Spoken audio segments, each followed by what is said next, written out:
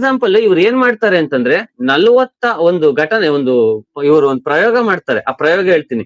46 ವಾರದ ಮಗು ಅಂದ್ರೆ ಎಷ್ಟು ತುಂಬಿರ್ತದೆ ಮಗುಗೆ ಏಜ್ ಆಗ 10 ತಿಂಗಳು ಪ್ಲಸ್ ಒಂದು 4-5 ದಿನ ಹೆಚ್ಚಿರ್ತದೆ. ಈ ಮಗುಗೆ ಒಟ್ಟು ಇವ್ರು 2 ಮಕ್ಕಳನ್ನು ಆರಿಸ್ಕೊಳ್ತಾರೆ. 2 ಮಕ್ಕಳನ್ನ ಆರಿಸ್ಕೊಳ್ತಾರೆ.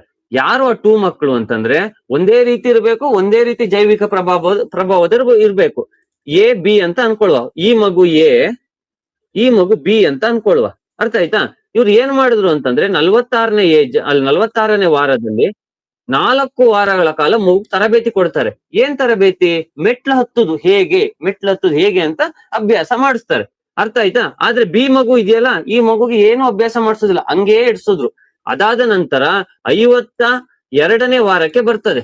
52ನೇ ವಾರಕ್ಕೆ ಬಂದಾಗ ಮಗು ಏನ್ ಮಾಡ್ತದೆ, 25 ಸೆಕೆಂಡ್ ಅಲ್ಲಿ 4 ಮೆಟ್ಲನ್ನ ಹತ್ತುತ್ತದೆ. ಯಾವುದು?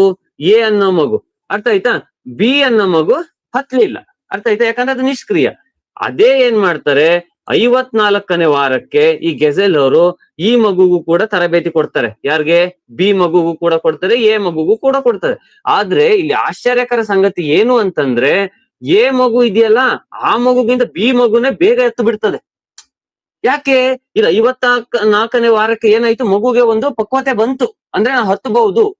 ಅದಕ್ಕಿಂತ ಮುಂಚೆ ಏನಾಯ್ತು, ಎಷ್ಟು ಪ್ರಯತ್ನ ಮಾಡಿದ್ರು ಆಗ್ತಿರ್ಲಿಲ್ಲ ಈ ಮಗುಗೆ. ಅರ್ಥ ಆಯ್ತಾ? ಇದೇ ತರ ಬರ್ತಾ ಬರ್ತಾ ಒಂದು 55-56ನೇ ವಾರಕ್ಕೆ ಈ 2 ಮಗುವಲ್ಲೂ ಕೂಡ ಸೇಮ್ ಆಗಿಬಿಡ್ತು. ಅಂದ್ರೆ ಇಬ್ರು ಕೂಡ ಸೇಮ್ ಹತ್ತದು, ಸೇಮ್ ಇಳಿಯುವುದು, ಅಂದ್ರೆ ಪ್ರಾಕ್ಟೀಸ್ ಅಂದ್ರೆ ಸಾಧ್ಯ ಆಗುವಂತ ಚಾನ್ಸಸ್.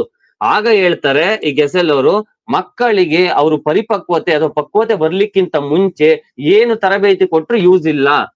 ಮಕ್ಕಳು ಕಲಿಬೇಕು ಅಂತಂದ್ರೆ ಆ ಏಜಿಗೆ ಬರ್ಲೇಬೇಕು, ಆ ಹಂತಕ್ಕೆ ಬರ್ಲೇಬೇಕು ಅನ್ನೋದನ್ನ ಹೇಳಿ ಇವರು ಪರಿಪಕ್ವತೆಯ ಸಿದ್ಧಾಂತವನ್ನು ಮಂಡಿಸ್ತಾರೆ. ಇದು ಫೇಮಸ್ ಈ ಸಿದ್ಧಾಂತ, ಪರಿಪಕ್ವತೆ ಸಿದ್ಧಾಂತ.